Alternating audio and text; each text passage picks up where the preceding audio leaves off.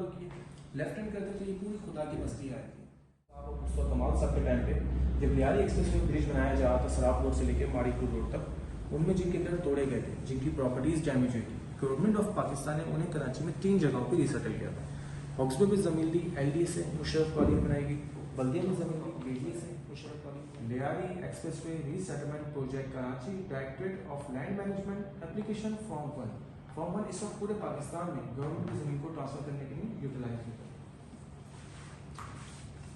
इसमें फॉर्म 1 आ जाता है, ये फॉर्म 1 कहलाता है।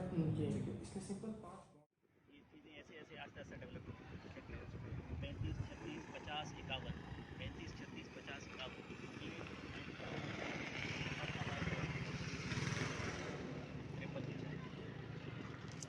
ठीक है ना। अच्छा, सेक्टर 53 की एक खास बात अगर चीज़ आपको बता दूँ, ये जो नहीं वो क्या है, बिल्कुल मालूम बाईपास के साथ मतलब आपका ये ठीक है, यहाँ हॉस्पिटल की जगह दी हुई है।